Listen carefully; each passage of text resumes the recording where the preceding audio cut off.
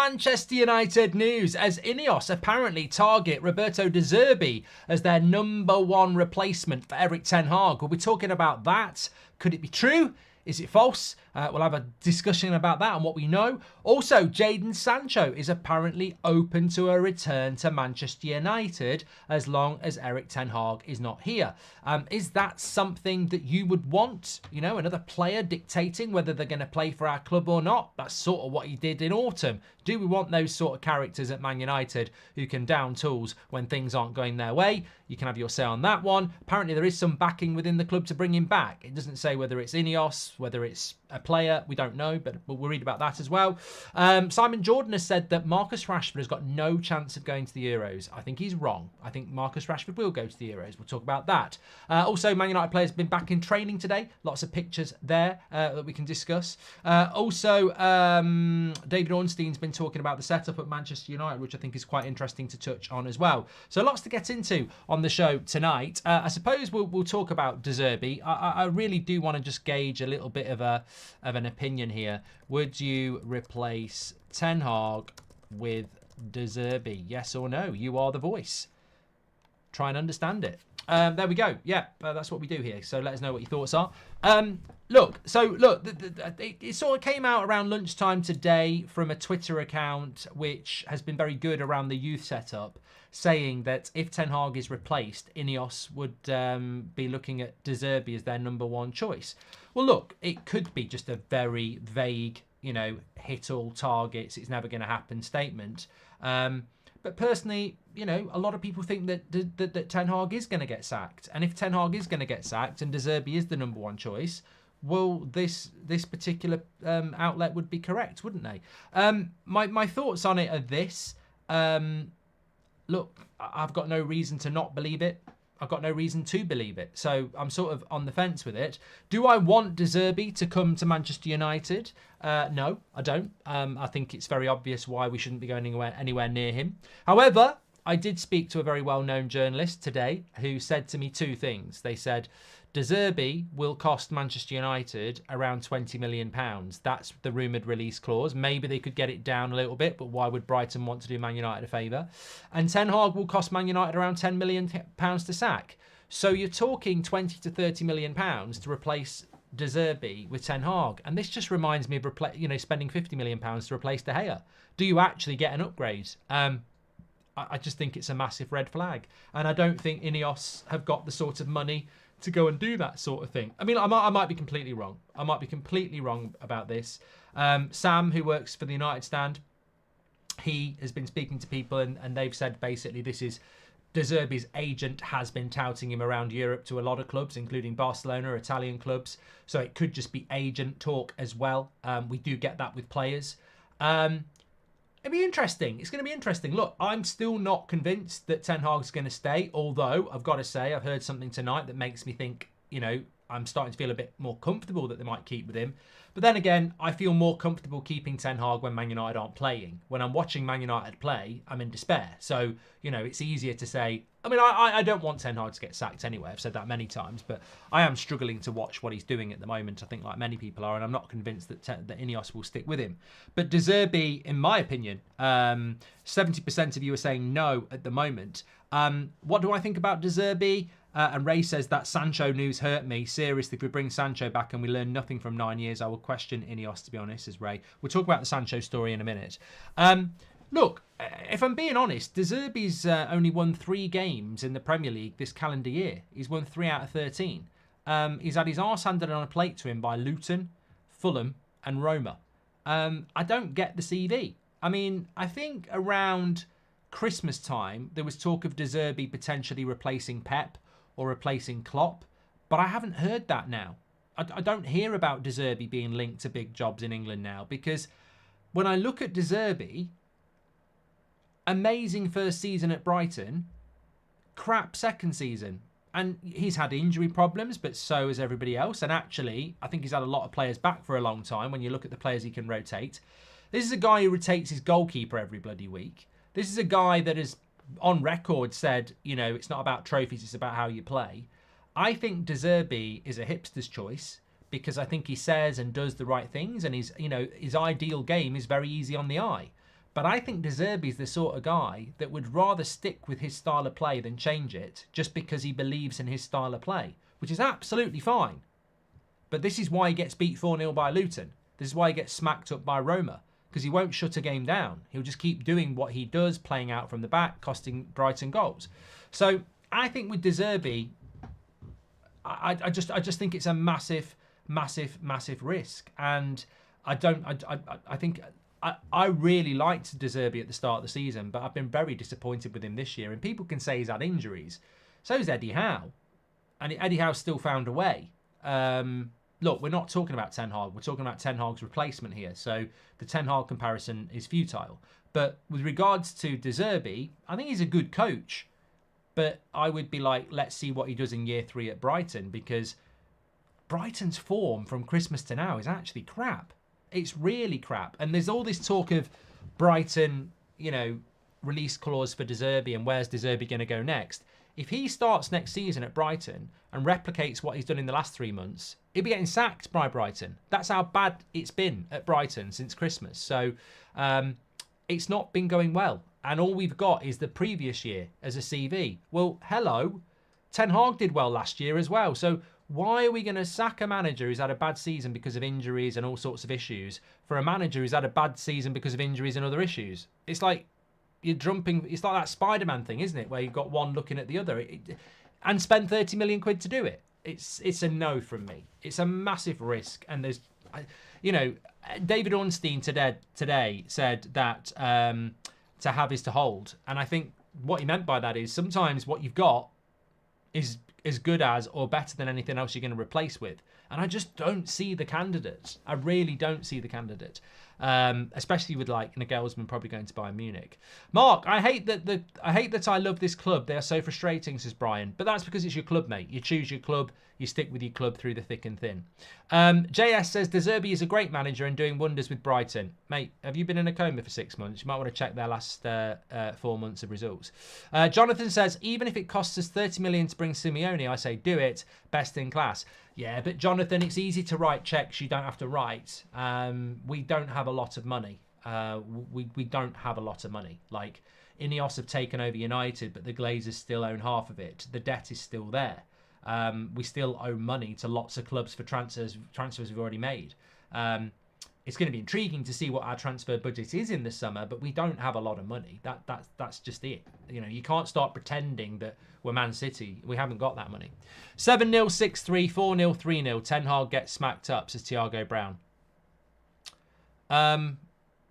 What seasons are these from, mate? But Thiago, I mean, to be honest with you, you've sort of, I sort of despair of this sort of conversation. I mean, if people want to have it, it's fine, I suppose. I find it ridiculously boring, but it's a community. So Thiago wants to compare the fact that Ten Hag's lost a few games to the fact that De Zerbi's lost a few games. My point is, De Zerbi is not clearly better than Ten Hag, so why spend 30 million to replace him with it? If you can't wrap your brain around that, I'm sorry. I did explain it 5 minutes ago. I don't really want to compare De Zerbi to Ten Hag because there are similarities with bad results I take on board and injuries. But De Zerbi's done shit at Brighton this year. Why would you replace a manager that's done shit at United for a manager that's shit at Brighton and spend £30 million for the privilege? That's my point. I'm not saying he's a bad manager. I just don't see the upgrade. And are we just going to take a risk and spend a load of money on it? Farouk says, has gifted a membership. Thank you very much. So look, yeah, do I think that we're in for De Zerbi? Do I think that Ineos have got him down as their number one guy? No, I personally think Southgate's more realistic, if I'm being honest. I think the stories I've heard about Southgate are more credible than the De Zerbi ones. I think the De Zerbi story is based on two very easy assumptions. One, Dan Ashworth used to be at Brighton, but I think Dan Ashworth had already left when De Zerbi was there anyway, I think, but he wasn't there long with De Zerbi. In fact, he can't have been there when De Zerbi was there because De Zerbi's only been there just over a year, and I think Ashworth went the previous autumn. So I don't think there was a crossover with Ashworth and De Zerbi, so that's just lazy.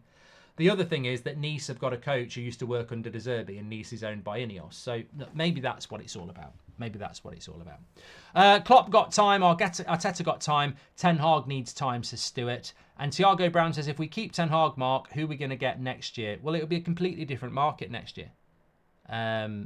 This time last year, were people talking about Alonso? Is Ancelotti available? Like, it'll be a completely different market next year. Look, you make your choice. You buy your ticket, you make your choice. It's up to you what you want to do. That's absolutely fine. I'm just saying, I don't necessarily believe this story, but I certainly wouldn't want it to be true because I just think it's too big a risk. And also, if you are a fan of De Zerbi and you've actually watched Brighton play, he's very stubborn in the way that he plays. And I don't think as a top-level manager you can do that. Pep Guardiola is capable of shutting a game down. Jurgen Klopp is capable of shutting a game down. De Zerbi just doesn't seem to want to do that. He just seems to want to keep passing out from the back and sticking to what his principles are because he's a lover of football. But a lover of football doesn't necessarily, win every prize. Sack Ten Hag and get Unai Emery. He's proven he can do it, says Sean. Unai Emery wouldn't come to Man United, mate. Yeah, he wouldn't come to Manchester United. Why would you leave Aston Villa who've got Champions League football next year and a club that's giving you absolutely everything and giving you an opportunity in the Premier League? I think Emery's quite clearly a guy of morals, as we saw at the weekend, because he absolutely didn't want Arsenal to get a result, did he? Jay Ryan says, what about Tuchel? No, not for me. I think Tuchel's an absolute joke, really. I think he's almost, there must be an English equivalent of Tuchel. Alan Pardew just gets jobs off, I don't know, a reputation that he probably doesn't deserve. I don't rate Tuchel. I think he's had some good results in his career, certainly stopping Man City winning the Champions League, etc. But I don't think he's a good coach. I don't think Thomas Tuchel really is in the same category as, or anywhere near the same category as the better managers in Europe. What about Tuchel? We've done that from Jay Ryan. Don't want that waste of space Sancho back at United, says Marcus, and just get Southgate. Hitting rock bottom is the only way we'll get back. You put it perfectly earlier this season, Mark. We've not yet hit rock bottom, says Goldio. Interesting. Let's talk about this Sancho story then. So it's coming in from iSport, and I think the journalist is Pete Hall, basically saying that Jaden Sancho would be open to starting again at Manchester United if Erik Ten Hag was to leave this summer, and that he does have the backing of a key figure at Manchester United. I don't know who that key figure is. It doesn't really hint at who the key figure could be. Is it Sir Jim Radcliffe? Is it Marcus Rashford? Is it Steve McLaren? Is it Sir David Brailsford? Is it Barada? I don't know who it is. I don't even know if that thing actually exists. I don't know whether the story's true. We have heard that Jaden Sancho would like to come back to Manchester United if Erik Ten Hag gets the sack and have another chance. But yeah, well, it's another poll, isn't it? Let's get your thoughts on it. Would you replace Ten Hag with De Zerbi? 31% of you yes, 69% of you no. Quite a significant amount not having De Zerbi then. Let's move on to our next poll of the evening. Would you like Sancho back? He's a weird player, Jaden Sancho. He definitely fits the profile of a Marcus Rashford or a Paul Pogba or a Bruno Fernandes or maybe a few other players who really do have a significant player FC following. There's people who agreed with Sancho for what he did, who put the club's benefit behind their love for an individual player. So I'm interested to see what the return on Sancho would be, because there will be some that want him back. For me, it's just a very simple no. The thing I really struggle with Sancho is that, look, obviously it's been proven that he was late multiple times for training, which I think displays a bad attitude towards the club I love. Look, it's definitely the case that he's been given chances under Rangnick, Solskjaer and Ten Hag, and he's not performed consistently. But the real reason I wouldn't want Jaden Sancho back, and I'd be uncomfortable with it, and I think a lot of people would agree, is that he tweeted publicly. He didn't like a post. He didn't storm down the tunnel. He tweeted publicly and he left it up for a week. And he didn't apologise for it. So that to me just displays somebody who is an individual who puts their own thoughts and feelings over that of the fans and the club. And that's absolutely fine. It's not actually a criticism. There are people out there that have those motivations and they have their boundaries and they have their standards. Absolutely fine. This is not abuse. This is not even criticism. I just think that type of behaviour doesn't fit in with what I believe we need at this football club. And I don't care whether Ten Hag was in the right or the wrong, or whether Sancho was in the right or the wrong. But we've had a major injury crisis this season. And those 3 months when Jaden Sancho was sat at home playing EAFC, we could have done with him. And what I think he should have done was apologised and been the bigger person and thought, I'm here to play for these fans. I'm here to play for this club. I'm here to play football in this ridiculous privileged position I'm in. I'm not here to have a grudge with an individual manager and basically refuse to play. And that is just a massive red flag to me. And the fact that also, no, not the fact, the story that he'll only come back if Ten Hag's gone, that makes me even more concerned, because it's like, once Ten Hag's gone, the disciplinarian's gone, I can come back and carry on like I was before. So it's a no from me. But the biggest reason it's a no is because I just think there's so many footballers out there. David Beckham at Real Madrid, they basically threw him into the reserves, didn't they, when he said he was going to LA Galaxy. He announced it at Christmas. They threw him in the reserves. The players didn't like it. The fans didn't like it. He just kept training. Literally, he'd be running around the pitch. You've seen the documentary. He's training individually while he's banned from the first team. And eventually they brought him back in. The Beckhams of this world, the Roy Keanes of this world, the Gary Nevilles of this world, they wouldn't do that.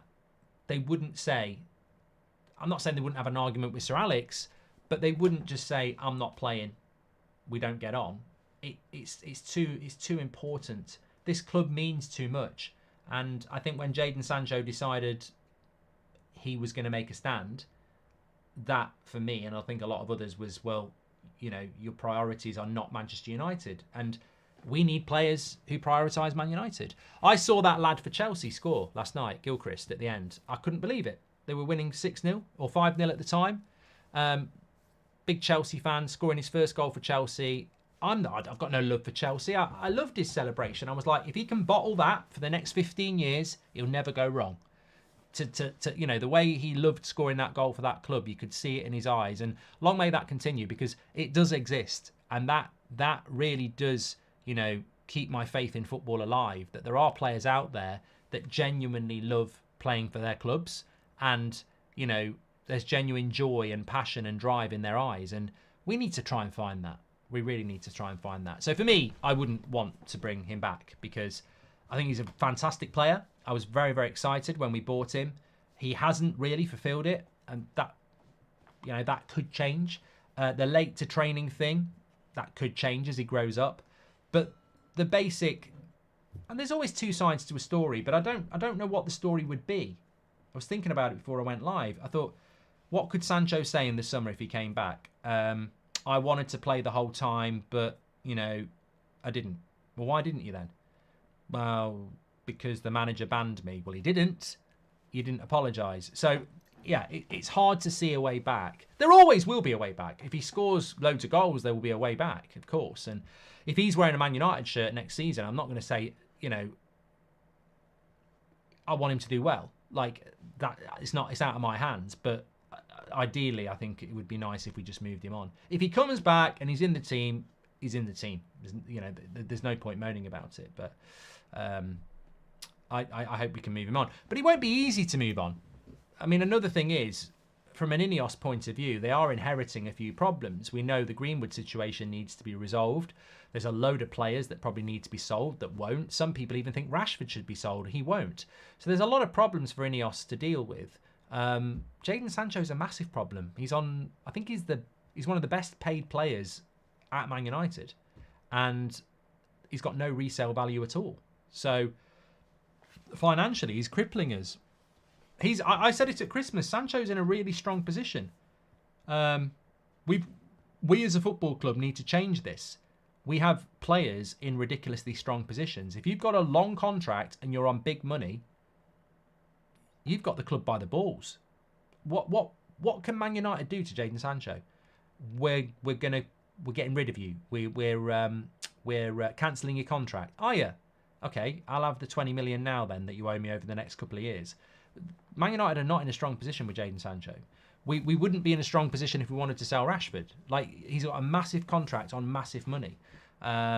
Hopefully this is all going to start changing under Ineos and we won't give silly contracts out anymore. But Sancho's a really difficult player to move on as well. 76% of you wouldn't take him back, which is actually a lot more than I thought. I thought it'd be closer to 60%, but 24% of you would, and 76% of you wouldn't. Interesting, very interesting. Mark, Jason Wilcox was mentioned once in a tweet about Anthony Sancho back. This is Tony Bain. Well, Jason Wilcox may well have had some crossover with Jaden Sancho when Wilcox was involved with the youth setup at Manchester City. So again, I do think, well, I know that certain news outlets make stuff up based on a little bit of a story. And, Jason Wilcox was at Man City and so was Jaden Sancho. So is that the story? Oh, he wants him back? I think there's bigger people than Wilcox who will make a decision on that. And as I said, De Zerbi's Man United and Ineos' #1 choice. Is that because Dan Ashworth used to work at Brighton even though he didn't work with De Zerbi? Is that because Nice have got a manager who worked with De Zerbi? Sometimes people see a link and then they put it together. Maybe that's the case. Hi, Mark. What do you think of Xavi for Man United? If he wins the Champions League with Barcelona, he's free in the summer. Keep up the great work, says Ryle. I don't get it with Xavi. I mean, I'm early tonight because I'm doing a Barcelona watch along, and I look at that team and I think they should be a lot better than they are. Maybe they will make it to the final, which I think for them would be a very good season. But yeah, I think I've never really thought of Xavi at Manchester United. Look, David Ornstein was talking about it, and he was talking about Manchester United setup, and he was talking about Barada, and he was talking about Blanc, and he was talking about Ashworth, and he said Man United have spent a lot of money on these people, getting them out of good clubs because they want to be successful. And they wouldn't bring these people in if they didn't think they could be successful. And these people wouldn't come to Manchester United if they didn't think they would be successful. Blanc has got a very, very good CV. He's basically the guy that basically rebuilt Juventus after all the troubles they had. You've got Barada, who's been, credited by Man City as a massive part of their success. Dan Ashworth is the hipster director of football, as we know. He's very well respected. So you've got 3 big appointments there. And I think that what David Ornstein said is that with regards to the manager market, there is a feeling that, keeping Ten Hag might be the better thing to do. It's better than going into a market where you can't see a viable, better option that's going to cost. And I'm a firm believer of this. We don't have a lot of money. It will cost us 10 million to sack Ten Hag. So you're 10 million down the drain straight away for somebody that might not be as good and has to rebuild the club. The financial cost hasn't probably been mentioned on here for a few weeks. But if you put it like this, to sack Ten Hag, it's going to cost you 10 million, even if you bring in a manager that's free. And what are the chances that the new manager will come in and say, I like Martinez, I like Anthony, I like Højlund, I like Garnacho, I like Mainu, I like Rashford. At least with Ten Hag, he does like all those players. And that he's not going to ask to sell those players and replace those players. Whereas a new manager could come in and say, I don't like Onana. I don't rate Onana. I mean, a lot of people I speak to, obviously I do a show on a Monday with Ben Foster and Watto, goalkeeping, both high-level goalkeepers. I think Ben Foster's only second in the Premier League for Premier League appearances, by the way, which is just incredible.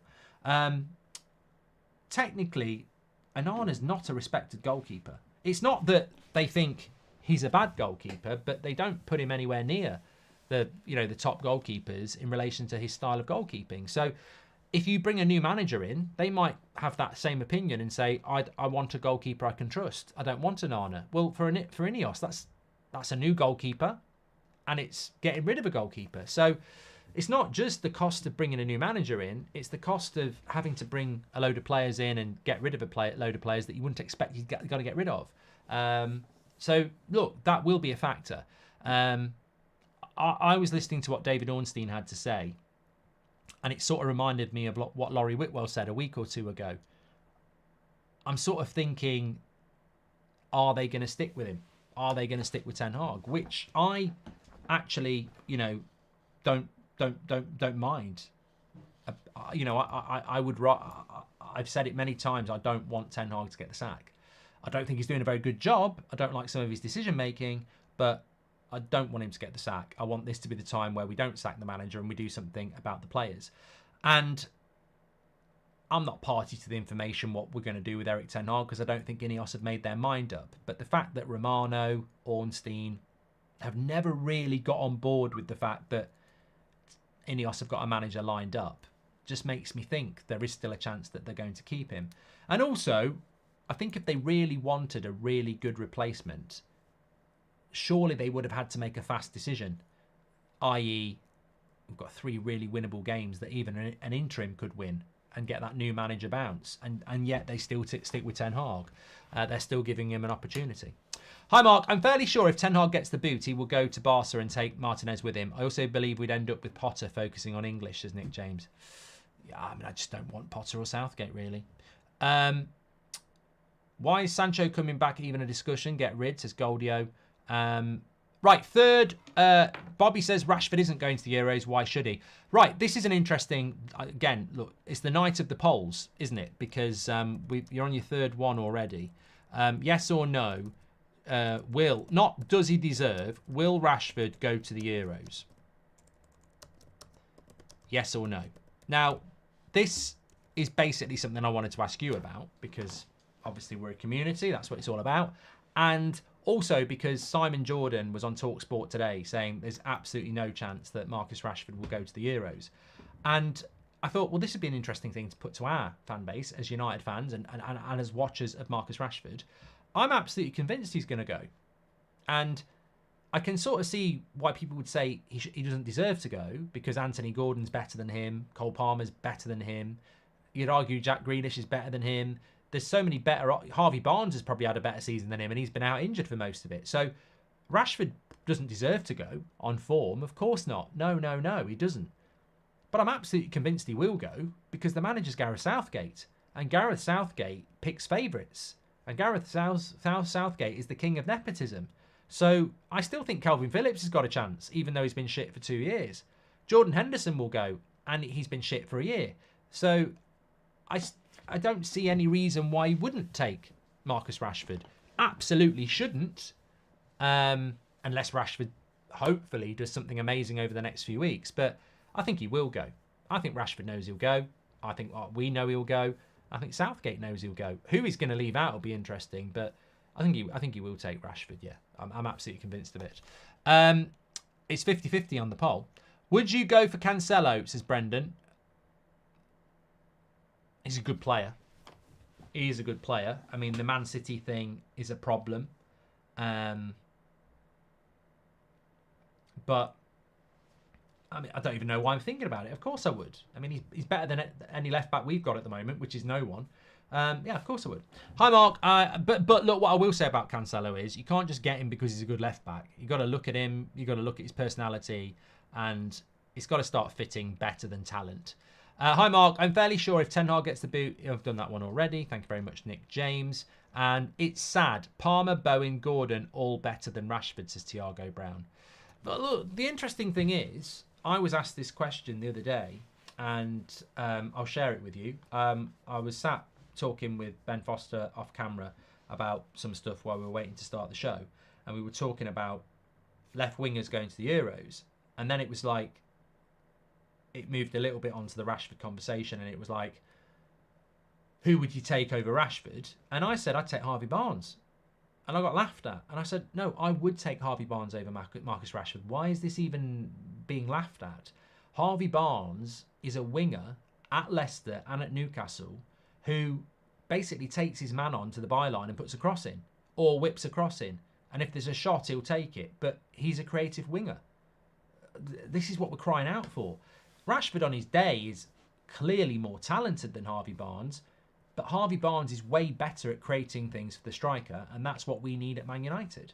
I would take Harvey Barnes over Marcus Rashford, yes, because it's a style of play thing. We're not...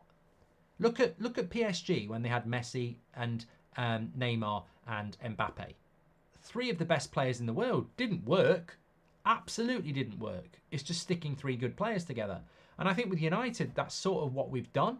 Rashford, Højlund, Garnacho as a front 3. 3 very good players. You can let Garnacho off because he's 19 and he's learning. You can say the same about Rasmus. But as a 3, it's exciting, but does it work as a 3? Do they actually work? I felt Rashford, Greenwood and Martial worked as a 3. However it worked, it did work. They all scored goals, a lot of goals. But I think we don't actually work as a front 3. So I think Anthony Gordon and Cole Palmer deserve to go to the Euros. But the reason I'm excited that we might go for Neto or more likely Elise is because the reason I'm excited about that is because they're creative. We desperately, desperately need creative wide players at Manchester United. It's so important. Mark, I accidentally hit yes on the first on sell list, says 8 Barla. No worries about that. Anyway, we're way past the second topic. Manchester United have been back in training today. Pictures have been put out by Manchester United of people training. Good to see Anthony and Erik Ten Hag smiling together. I don't know what has gone on there.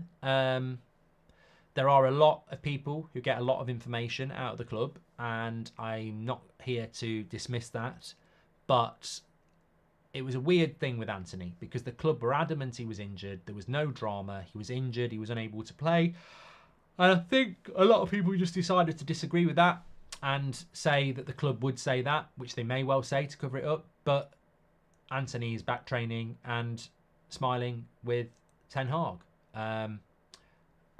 I mean, I don't know what the injury was to keep him out for 2 or 3 days. But, you know, I don't know because he was back in training today. So he didn't train on Friday. He certainly didn't travel and play against Bournemouth, but he's back training on Tuesday. So he was out for 2 or 3 days and he's back. But the important thing is he's back. We don't want another injury for Manchester United. And it's interesting, I don't think the players a lot of the time know that they're specifically being photographed. They'll see the cameras. But there seems to be a good atmosphere. Rashford was smiling, Ahmad and Rasmus and Anthony. Look, I don't trust it because I don't understand why it would kick in now and not, before the Fulham game or before the Brentford game or before the Bournemouth game. Why would we trust that the players are all together and happy again? Because they should have been doing this 2 weeks ago, 3 weeks ago, 4 weeks ago. But maybe they're looking at the next 3 games and going, this is our time to actually, get some positive Instagram posts out and score some goals. And that is a joke. But, Coventry at Wembley were favourites. And then Sheffield United and Burnley at home in the league were favourites. So, look, we're going to have to work very hard to win all 3 games. But we really do need to win all 3 games, don't we? Dara, thank you very much for your super chat. And Shashank says, Ten Hag reminds me of the season when Sir Alex Ferguson was going to get booted out, but United stuck with him. This reminds me of this. If Ten Hag somehow survives this season, then I think he will win the Premier League by 2026. Interesting. You know what? It has to happen for me to get proved right on this, but I have said it a few times. If Ineos stick with Ten Hag, I'm absolutely convinced next season will be a good year. I'm not saying we're not going to win the league, but I'm absolutely convinced that next season will actually shock people and do really well. I.e., we could be 3rd. I genuinely think we'll be back in the top 4 and we'll be a lot better. I'm absolutely convinced that next year will be good. But that doesn't mean that this year's shit. Not shit. It is. And that doesn't mean that Ten Hag's not made big mistakes, because he has. But I think it reminds me a lot of Arteta, where the Arteta t-shirts were there and a lot of Arsenal fans said it. And I think some of them even now don't feel like they're genuine because Arteta's proved them wrong and they basically said Arteta out. But I can see something similar where next season it will just be like completely different. And, some of our fans will have to be like, oh, I got it wrong. But it's whether he's going to get the opportunity to do that. I still think it's very much in the balance. But I think we'll be a lot better next season. I mean, look, Rashford, you can pretty much guarantee Rashford will have a good season next year because it's one on, one off.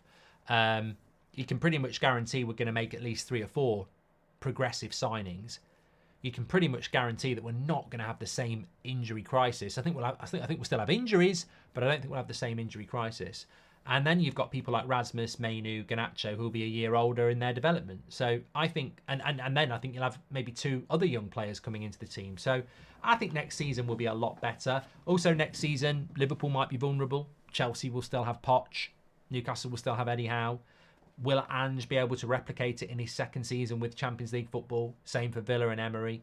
So I think next season could be a decent season for Man United if they stick with Ten Hag. If they get rid of him, I'd still predict top 4 because that happens with every new manager. But I'd be more worried about the second season drop-off. I feel the same, Mark. It's all about the clear out. These cycles need to happen to create a solid team, says SK. The most important thing, and we mustn't lose sight of it, the most important thing is that we clear out a lot of players this summer. And some of them are not bad eggs. It's just that they're not the right type of player. Eriksen's not the right type of player for us anymore. Obviously, Amrabat's got to go back. Donny needs to be moved on. Martial's got to be let go. I think in relation to the centre-backs, out of Varane, Maguire, Lindelof and Evans, I think Maguire needs to go. He's a good player, but he doesn't suit the way we want to play. You could argue the same about Lindelof. You could talk about Varane's injuries. Casemiro's going to have to go. So there's just such a big clear-out that needs Sancho, the Greenwood situation, McTominay, Wan-Bissaka. There's just so many players that we need to move on. And look, we're not selling Rashford. We're not selling Bruno. These players are not going to go. So people need to they might want it to happen, but it's not going to happen. There's a hell of a lot to do without thinking about those sort of players. And they're just not on the radar to be sold anyway. You are saying this based on Arteta. He was allowed to clear out and buy players he wanted. He bought Odegaard. Will Ten Hag be allowed to do it, says Nishant. And I think that's something that Ineos need to learn. There's no point in keeping Ten Hag and then expecting him just to work a miracle. You have to allow a manager to clear out. You have to allow a manager to bring in players. If you don't do that, then it won't work. Red Devil says, off topic, do you think the increase in betting company sponsors has any relationship with the VAR being shit? I love your show. I have no comments on it, mate, because I've never thought about it before. Yeah, I've never thought about it before, so I don't really know, to be honest. What I do know is that the officiating is absolutely shit, and I don't think we've spoken about it enough as a Man United fan. I'm going to give final poll of the night, actually. Final poll of the night. So 52% of you think that Rashford won't go to the Euros. 48% of you think he will. I'm in the minority then. I think he will. But final poll of the night, was it a penalty for us against Bournemouth? Honest answers. Honest answers. Do you think the penalty that we got for handball was an actual penalty? Now, I'm sort of setting you an impossible challenge here because nobody knows what the handball rule is. So I don't think there's a definitive yes or no. But did you think it was a handball? Because I was like, yeah, give us that. Let me have it. Absolutely. But I saw it again yesterday and I was like, if that happened to us in our box for Bournemouth, I'd have put the chair through the screen. I wouldn't have just knocked it on the desk. I was like, absolutely not. I don't think that's a penalty. It hits him here. And it sort of rebounds onto him here as well. I thought it had to be sleeve anyway, which is obviously not the rule, but I don't think it was a penalty. I really don't. And the hilarious thing is, I've seen people actually handball it and it not be given. So, yeah, I don't think it was a penalty. But obviously, we'll bloody well take it. But it does. No, the reason I mention it is because officiating. I'm watching games at the moment, and I thought Casemiro could have got sent off against Liverpool. Remember that tackle at the end on Diaz? I've seen him get sent off for less. So, you take these wins, but honestly, I find myself watching football now, and we've lost something. Like I don't know what handball is. I don't know what a red card is. We've lost something as fans because we used to be able to referee the game ourselves, and now it's just such a mess. I don't know what a handball is. I don't know what a red card is. It's just, I don't know what a foul on the goalkeeper is. It is. And that's this season, isn't it? It's been ridiculous with regards to that. Anyway, look, the night doesn't stop here. Barcelona against PSG, second leg. One of them are going out tonight. Also, Dortmund, can they turn it around against Atletico Madrid? Double watch along on That's Football, kicking off, meant to be now. Tell them I'll be about 5 minutes. I'll see you over there. Absolute legends tonight. Fantastic conversation. Love to get the polls on the go, which was great. I disagree, Mark. I'd take crumbs for Rashford, says 8baller. Interesting. Okay. Thanks everyone for watching. Dr. Kempo is right. The PGMOL have destroyed the lovely game. They have. I'll see you over there in a minute. Take care.